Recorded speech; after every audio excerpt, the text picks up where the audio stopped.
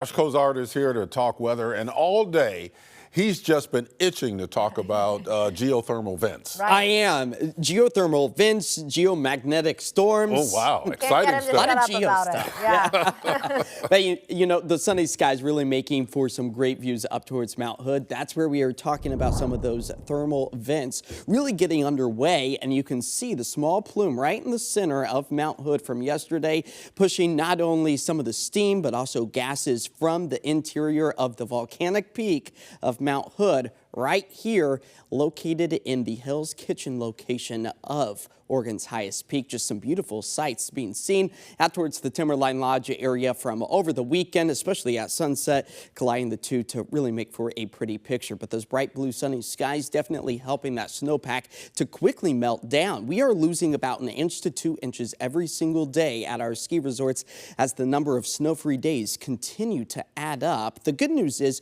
lower snow elevation levels are expected to find their way back into our area by about Thursday and Friday. Now, no real moisture is anticipated, but this is good news because it's going to put a stop to some of the melting in places like Timberline Lodge. And it's not just our ski resorts, but much of our snowpack here across the Pacific Northwest dangerously low for the middle of the winter season. As all is calm, quiet, and clear, that bodes well as we sit under that Northern Lights watch lookout. That's where I've got our cameras turned to the north, not only out towards the Canby area, but out towards Seaside. Getting away from the city lights is going to be your best chance of picking up on that. After our daytime highs, thanks to those clear sunny conditions, allowed us to warm back up into the upper 40s, a degree shy of what's average this time of year, all thanks to those strong easterly winds coming out of the Columbia River Gorge. They fan out across the Portland-Vancouver area as they slow, but they do leave behind slightly cooler temperatures. And that's where we find ourselves in towards the upper 30s right now. Slightly warmer in Corvallis at about 41 and low 50s found in places like Tillamook as our air quality has improved over the past 24 hours or so, thanks to the atmosphere being turned up, at least for the Portland-Vancouver area.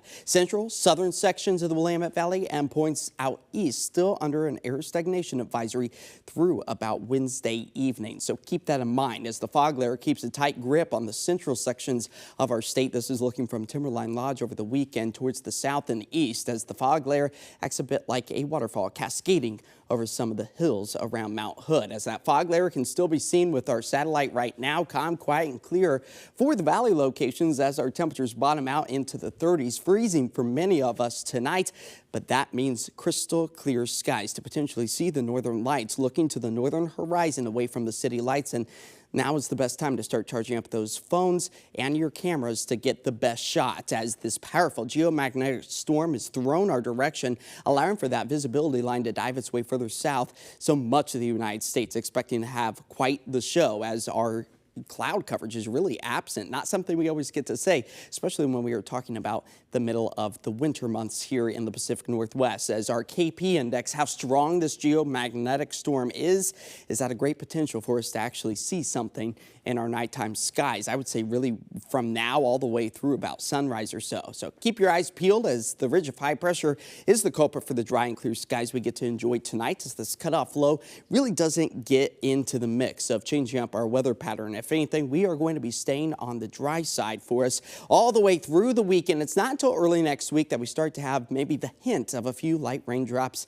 become a possibility as that cloud coverage is very high and thin in nature, although it looks mostly cloudy by our Tuesday afternoon and even carrying us into Wednesday, not expecting to see anything that is very winter-like for us. Still going to be seeing that filtered sunshine as we move our way through the middle of the week and those winds starting to taper back. And we'll see that as early as tonight. Winds out the east-northeast at about 3 to 6. Many of us falling back to that freezing mark. So give yourself an extra minute or two tomorrow morning if you're racing out the door early, as frosty conditions could be a potential for some of us where the winds aren't necessarily as strong. But tomorrow, warming things back up into the low 50s. It will be sunny. It will also be breezy once again.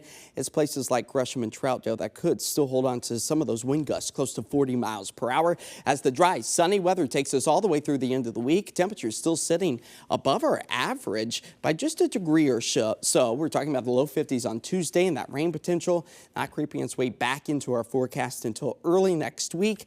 Temperatures stable, and that could bring a few additional snowflakes to the high terrain, the Cascades, which would be ideal. All right, let's see what February has in store. I know, it's just around the corner. All right, thanks, Josh. Yeah.